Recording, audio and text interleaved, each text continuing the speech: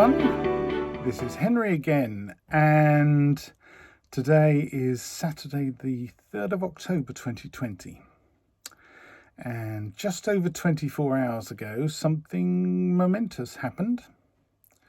My oncologist told me that I am in remission and that therefore effectively I no longer have cancer. It's still sinking in. The actual facts he delivered, because I had a blood test, a PSA, prostate specific antigen blood test, just over a week ago, 10 days ago, and the result of that was that, as he put it, well, the PSA score was 0.14, and he said that if it had been much lower than that, they wouldn't have even bothered to count. It's so low, because it's now approaching zero. So the radiotherapy worked. What can I say? Thanks to the team down at the radiology centre at Preston Park in Brighton and their professionalism, coupled with obviously you remember that the hormone therapy, the Prostate 3 hormone therapy that I've been taking for a year now, that had already reduced my PSA level to, I think it was 0.26. I think that was the score there. But it's now down at 0.14, which is basically I don't have cancer. You can, unfortunately with cancer, it's one of those things, part of me wants to be jubilant. Part of me is reminded that they use that term in remission. They never actually say, oh, you're completely cured, Mr. Hyde. They say in remission, which basically means the cancer's gone back to sleep. If there are any cancer cells still floating around in my body, they're now dormant. To make sure that they don't wake up again, I shall be carrying on taking the hormone treatment for the next, probably another 2 years, he's saying. Obviously the score means that he can err on the side of being positive, I suppose. I had been steeling myself to be on the hormones for another 3 to 5 years. I think I mentioned that in the videos before, but he's saying that probably for me a total of 3 years, and I've already been taking it for a year. So that's amazing, isn't it? That's absolutely amazing. And I thought I'd do this last video because everyone wants to know the end of the story. You know, you've been following me, bless your hearts, for all this time, and I couldn't just leave you hanging on, could I? I made an announcement on Twitter yesterday after I got the results. My mind is officially blown because I think as I'm sitting here, probably the number of likes that my announcement has just reached 1,500 and 200 and something comments, actual, people sitting there and taking the time and trouble to say something, which is astonishing. That's basically as close as I've ever come to posting anything that's gone viral. Absolutely extraordinary. The level of support has been amazing. I've been getting emails. I've been getting, people on Facebook have responded. I can't remember how many friends I've got on Facebook, but certainly more than half of them have already kind of responded with congratulations and best wishes and all that kind of thing. So I'm still reeling a bit, twofold. First of all, I suppose for a long time, ever since I first got diagnosed, I hadn't dared to imagine that I would get this outcome. One hopes, but having had my father died of cancer, and my partner Anne's, both her parents died of cancer, and my uncle died of prostate cancer that he, sadly didn't come forward. The opposite of me, I suppose. That's the thing. If there's a lesson in all of this, what I've been telling you guys all along is, for God's sake, get yourself checked. If you've got any suspicion whatsoever that something down below isn't working properly, it's taking too long to have a pee, or some people it's erectile dysfunction or something of that kind, just go and get yourself checked.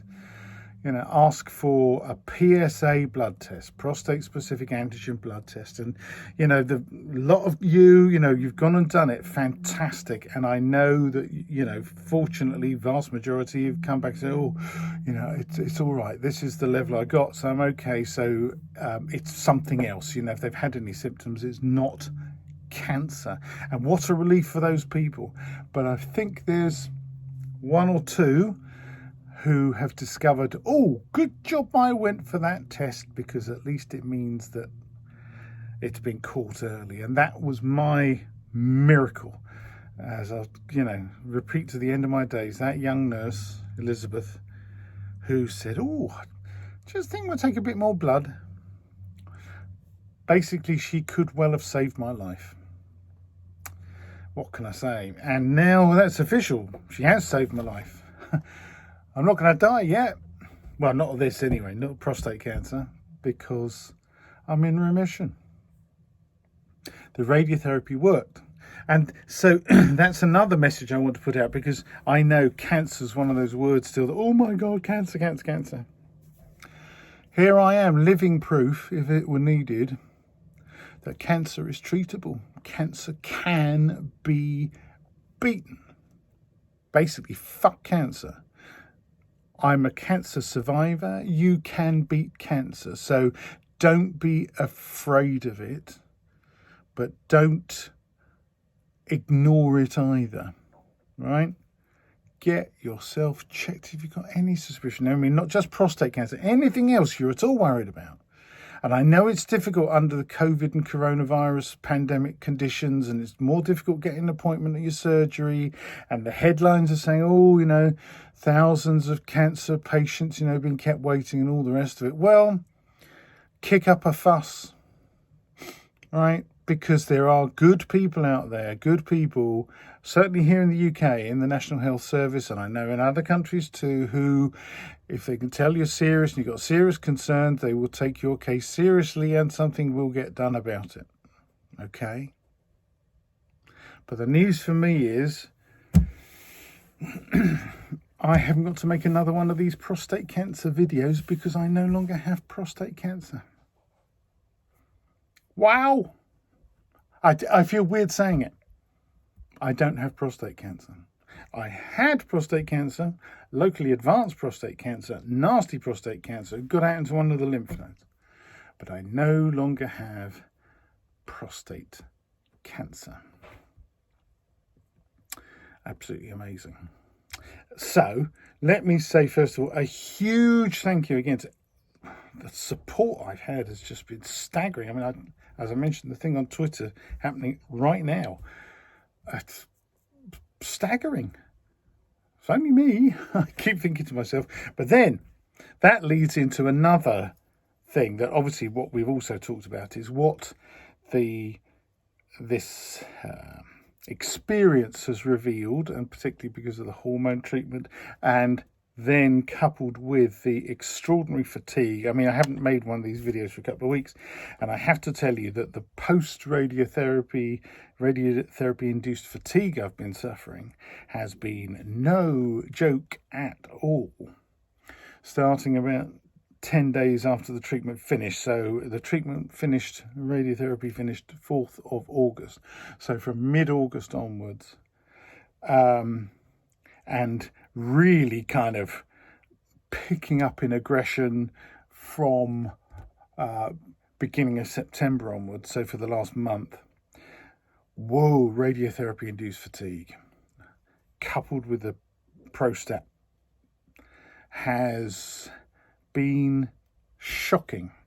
Okay, and so what I need to do, because I know there's some clients watching and stuff, and I know people's reaction, understandably, is, whoa, Henry, you're cured. Great. So you're back to normal now. No, far from it. The after effects, the fatigue and mental stuff And also the gut stuff, diarrhea and that kind of thing has been persistent. That I now know is going to take at least another 3 to 6 months to calm down. So where are we? October, November, December, January, February, March. So next spring. Here's hoping by next spring, my body's behaving itself.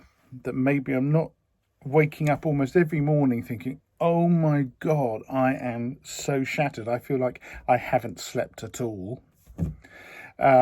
Maybe by then I won't be thinking, oh, I need to go to the toilet. Because that interferes with all kinds of things, not only when you're in the middle of work, but just when you're relaxing or socialising, thinking about, oh, if I'm going to go socialising, though of course it's more difficult in the pandemic anyway, and keep changing the regulations about how many people we're allowed to mix with for how long and at what times and where. But in any case, making social arrangements is, for me, become, oh, okay, let me check there's toilets there, right? Let's be honest, it's one of those things. And this is interesting because my partner Anne has Crohn's disease, which is now well under control, but certainly for a long time in her recovery after she had some surgery, it really was, oh no, I think we'll probably have to cancel that trip or just decline because toilets, right? Long walks in the countryside, you better take a shovel. Get my drift? It's not pleasant. So hopefully that's going to have died down over the next couple of months. But the main thing is the fatigue. I've been pushing myself really hard. I think you remember in one of my previous videos I was saying that, goodness me, if I was able to get an hour or two worked up in a day, that was a major victory. I think I'm now able to get to kind of 4 hours before I'm thinking, oh, crikey Moses. So it's kind of half a day. Well, not one of my half days. I think I've explained I'm a workaholic, so normally I would work 12 to 16 hours a day. But, a normal working day, half of that. So, trying to cram in as much as I can, but trying to get any creative work done, or I'm recording an audiobook for one of my wonderful clients. And, a 2-hour session of reading and editing that. I am done, right? So it means at most I'm getting kind of 1 or 2 chapters done at a time. Bless her heart, she's incredibly patient. She's a wonderful young woman. I'm going to name her Lauren Robinson, and this is the book I'm recording, The Boy Who Saw in Colours, out in paperback, hardback and Kindle and stuff, folks. And soon, I promise, in audiobook. And she's just got foreign rights translation stuff. Mega exciting. She's done phenomenally well. This is a debut novel as well. Anyway, I'm recording that book, which has bits of German language in and stuff as well. So it's, a lot of characters, a lot of stuff going on. And it's like a couple of hours reading and editing, absolutely shattering. And the same with creative work. I'm doing a logo for someone at the moment, and it requires a lot of intense, concentrated focus, whooshing ideas around in your head, getting it down on paper. I'm doing some layout work for other people as well. I'm doing a map for someone else. And, creative stuff is hard work. There's a lot of thinking power. And I'm just finding that after, a session of probably a couple of hours, brain starts to melt. So then I have to have a bit of a break and then try another session. So, it's lovely. And I can understand people, oh, great, he's been cured. The cancer's cured. He's back to normal. Not quite, folks. So you're going to have to still be patient with me over the coming, well, as I say, probably 3 to 6 months as I hope I gradually pick up the pace so that by next spring I am back to being me, fully functioning in terms of my work as well. But also, as I've mentioned, because of the other mental health issues that have bubbled to the surface in that time, in the last year, That reached kind of a critical point a couple of weeks ago, and I actually referred myself to, it's an organisation here called the Brighton and Hove Wellbeing organisation, which is kind of attached to the NHS. I actually referred myself because the illness and the treatment, after effects and stuff, had brought all kinds of stuff, some of it from a long time ago, bubbling to the surface. And I realised, this isn't the kind of thing you just, pull yourself together, brush it off. No. So my new journey, if you like, the prostate cancer journey, thank goodness, other than carrying on with the hormone therapy, that's done. It seems weird saying it. My personal prostate cancer journey, or whatever I've called these videos, this is the last installment of those. Because there's no point me carrying on saying I had my regular 3-monthly injection today. Other than that, nothing's happened. That journey, thank goodness, is done. So what starts now is my mental health journey, my mental health recovery. Because I've still got the hormone treatment for another couple of years and this post-radiotherapy exhaustion. I'm going to be dealing with that for months to come. And as I say, it's been the catalyst for other stuff to come out, which has lain buried for a long time. So I referred myself to this Brighton and Hove Wellbeing organisation and filled in an online questionnaire, a very thorough online questionnaire, and also effectively wrote them an essay, about a 3,000-word essay, because there's at one point, so tell us how what you're going through affects your day-to-day life. So I told them, and I didn't hold back, because I thought, well, this is the one opportunity I've got for someone to either tell me, oh, Henry, come on, you're imagining stuff, you're making this stuff up, you're getting too wound up about not very much, or to tell me, oh yeah, actually, you've got some problems that we could probably help with. And what happened was they got back to me and said, yeah, you've got some problems, but we can probably help with them. So this has been quite a week, because I'm recording this on Saturday. Yesterday I got the cancer results. On Wednesday it was supposed to be a 45-minute conversation with this Brighton Wellbeing assessor chap. Ended up being 75 minutes. Hey, he drew the short straw and got me. But it was a very, very, sorry, there's a fly in here, did you hear that? It was a very, very productive 75 minutes, and he basically just let me kind of let everything out. And at the end of the conversation, he said, yeah, that confirms that what you need actually is long-term counselling, not short-term, short-burst stuff, not cognitive behavioural therapy. I thought that he might mention cognitive behavioural therapy, which I know something about. He said, no, what you need is long-term, I think he called it humanistic counselling. So basically someone who's a really good listener and lets you blur everything out, and then, analyses what you're saying and comes back with good, solid, reasoned suggestions. So in a sense, it's like, yeah, he confirmed that I've got problems. I do have genuine mental health problems induced by stress. You probably won't imagine this, but it's true. Low self-esteem. That was one of the first things he identified. And some other things, some family-related stuff, going back a long time. And more, obviously a lot of this stuff starts to get really private, so I'm just giving a general indication of the kinds of things he picked up on. If you seek counselling of this kind, your mileage may vary, because everyone's an individual and everyone's got different shit that they're carrying around. That's my shit, plus a lot more besides. But I think, just simply because I think it's fair to say that the last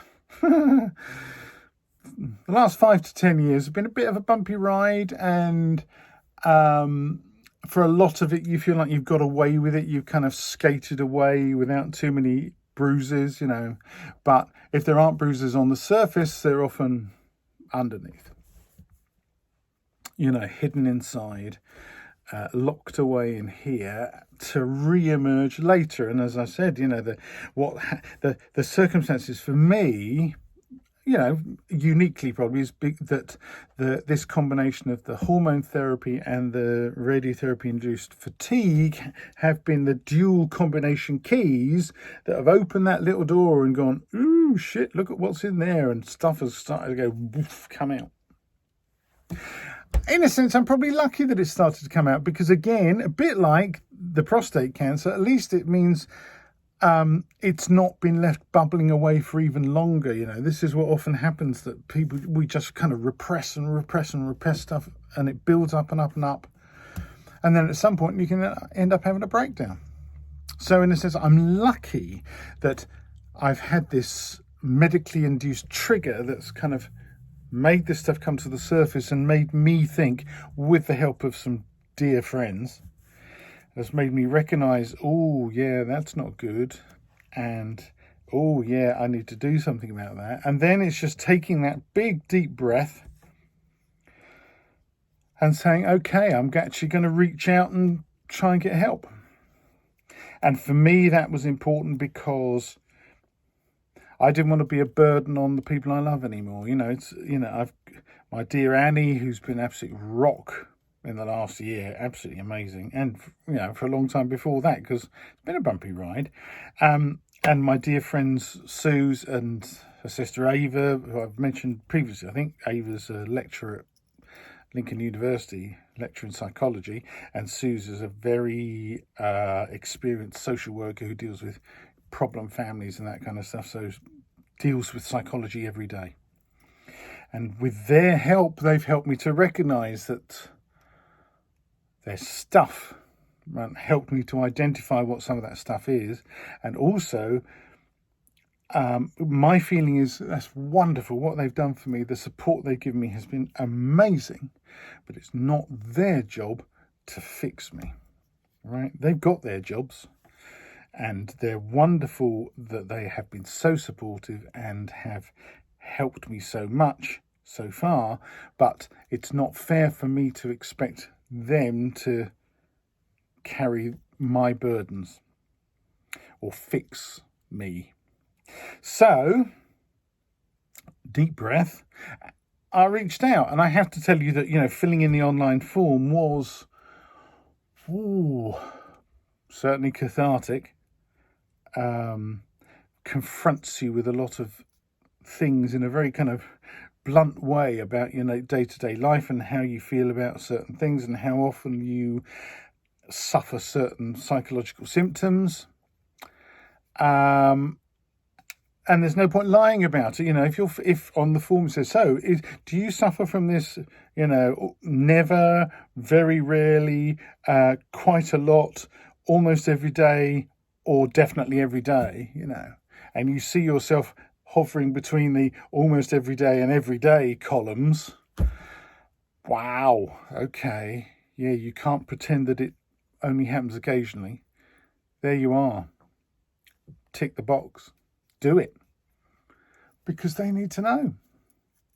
So there was a lot of stuff in there that made me think, oh, yeah, okay. And you can see your score racking up, because according to what column you tick, there's a score from 0 to 5 or whatever it is.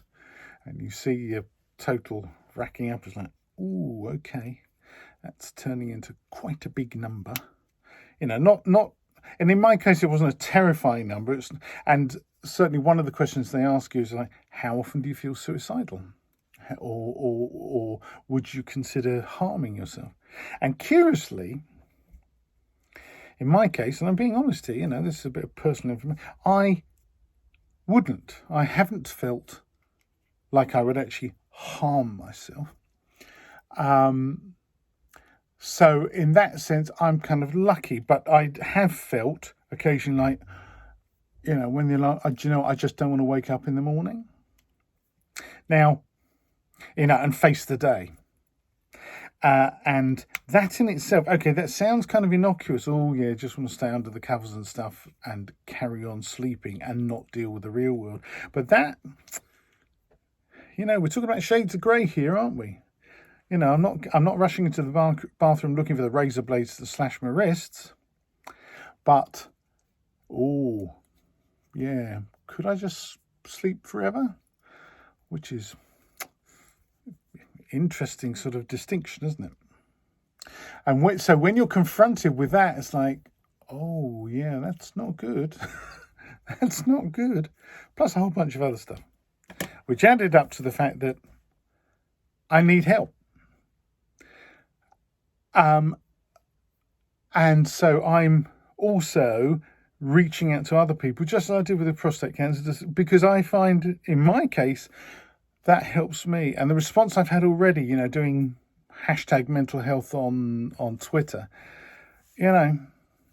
bunch of people, so far mostly guys, so far mostly my kind of age, but some younger actually have said, oh, me too, and have started being open about the fact that they've needed to seek help and the kind of stuff they've been carrying with them and the kind of help that they've received or not, or their frustration at not being able to get the help they need.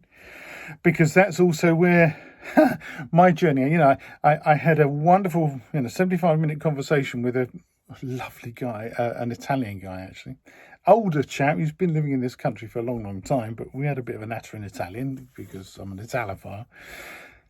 And at the end of the conversation, he said, well, this is what you need. You need long-term talk therapy, Henry. Unfortunately, we can't give that to you because of the situation with COVID. The most we could offer you would be like half a dozen sessions. So that's like, oh, that's a shame. So what are the alternatives? Well, seeking some kind of either charitable organisation or psychotherapists from the list on the British Council of Psychotherapists or whatever it is. I can't remember what the organisation is. And that obviously has a cost implication. But also there's a lot of counsellors, therapists nowadays who, of course, COVID won't see you actual face-to-face. So the most you might be able to hope for is kind of a video consultation over Zoom or Skype or something, or telephone. So that's the other brutal reality of the situation today that one has to deal with. It's like, that's a bit of a shock. So he's identified the fact I need this long-term help, but he's not sure where I'm going to be able to get it. Hey ho, I'm reading my Stoicism books. It's like, take another deep breath and okay, all right. And I've resigned myself to the fact that, okay, this is just another hurdle to cross. The fact is, at least whilst doing the run up to jump that hurdle, I no longer have cancer. Right? Still taking some time to sink in, and listening to myself say that is still like, that's weird. But the fact is, I no longer have cancer. I no longer have that, the bloke in the big black robe with the scythe standing behind my shoulder somewhere. Talking like Terry Pratchett's death in capital letters. Ho, ho, ho, Henry. No, he's buggered off the other side of the curtain, wherever he's gone. For the time being, So that at least is one burden less I'm carrying in my head, is the mortality thing. So at least I can now focus on, right, let's get my head fixed. And alongside that, overcoming the fatigue. I spoke to the oncologist and he said the only thing he can recommend for that, counterintuitively, is exercise. So I'm picking up the pace on doing... my tendency is always to push myself too hard. So, exercise of one kind or another at least 3 times a week. It's so easy in my head. Oh, I do it every day. And then you miss a day and it's like, oh no, I missed a day. So, 3 times a week. I'm going back to Tai Chi. I used to do a lot of Tai Chi, and I came close to being a Tai Chi instructor. In fact, long time ago, a shockingly long time ago. Crikey. 17, 18 years ago? Oy, the early 2000s. But I was doing a lot of Tai Chi, and it's wonderful stuff. Absolutely wonderful stuff, because it's movement, it's exercise in a wonderfully controlled way, but it's also a form of meditation, meditation and movement. So I'm going back to doing that. And funnily enough, my friend Suze is doing it with me. She wants to be my student. So that's pushing me, which is great, because it gives me responsibility for someone else as well, which is good for me, because I do stuff much better when I'm not doing it for myself. I think I mentioned that before. I do things much better when I'm doing it for someone else's benefit rather than my own. But by doing this and teaching her, I get benefit along the way. So that's that side of things. So in terms of the therapy, the guy, my lovely Italian chum, directed me to a website based in Australia, of all places. But the Australians, I found this before, of certain things, the Australians are much more open about information to do with all kinds of things. For example, years ago, when I first started learning, I wanted to lose a lot of weight, and I did. And I started reading books by a chap called Michel Montignac, Dine Out and Lose Weight. That was his most famous book. Again, we're talking about, crikey, that's probably back in the 90s. But he was the first person really to talk out loud about things like glycemic index and glycemic load, to do with the effect of eating stuff that has on your blood sugar levels and energy levels and stuff. Now, taken for granted, people like Michael Mosley, his diets, his 800 diet, his fast diet and all the rest of it, everything he recommends is low glycemic index, right? So cut out your bread and your potatoes and that kind of stuff. Eat your good fibrous vegetables and meat and cheese and stuff, because actually generally forget calories. Funnily enough, he talks about his 800 calorie fast diet nowadays, but a lot of it is based on the glycemic index. It's to do with how not giving you false sugar and sugar powered spikes, so that your energy levels are maintained during the day. This is getting way off tangent, folks, I know. But anyway, the thing I was going to say about the glycemic index, back then, one of the few places that had done a load of research and published the results of testing all sorts of foods on the glycemic index scale, it was one of the Australian universities, Melbourne, I think it might have been. So they have a track record of posting useful stuff on their websites. And this site he sent me to, which is, it was the Centre for Clinical Intervention in Australia. Loads of resources for self-help on all kinds of mental health topics. And what I'll do is, at the end of this video, I'll put a link. So if any of you are feeling a bit, I've got anxiety, depression, and, COVID, because of the pandemic, lots of people started suffering from mental health problems, right? There's some really, really, really useful self-help documents on that website, so I'll put a link to it. So I'm going to close, because that's where my journey's going now. And if I do any more videos or anything of that kind, I'll be talking about mental health, focusing primarily on my mental health journey, in the hope that again might be helpful to any of you out there. This is my whole thing about blabbing on and on about the prostate cancer thing, has been in the hope that, however small a number of people it is out there, someone benefits from me being gobby about it, taking a subject that's a bit taboo, always a bit squirmy, don't want to talk about that kind of thing, always down in the bottom region, right? Taking that kind of subject matter and just being open about it and saying, do you know what? It's perfectly all right to talk about this stuff. Anyone who tries to tell me that I shouldn't talk about prostate cancer, pardon my French, they can fuck off, okay? There've been a couple of people, and it is only a couple of people in the last year, go, talking about that kind of stuff. Well, do you know what? It's my life, not yours. And if it helps anyone that I talk about this stuff, and from now on, the fact that I talk about mental health, which again, like, oh, it's private, don't want to talk about that. Well, grow up. Okay? Because that's what I'm going to do now, is try and help other people get the help they need. So, once again, ladies and gentlemen, thank you so much for the phenomenal level of support that you've shown me over the last year and this journey that's taken me from, wow, am I going to die from this, to, hey, I no longer have cancer. That's an amazing journey I've been on, and thank you for coming along on that journey with me.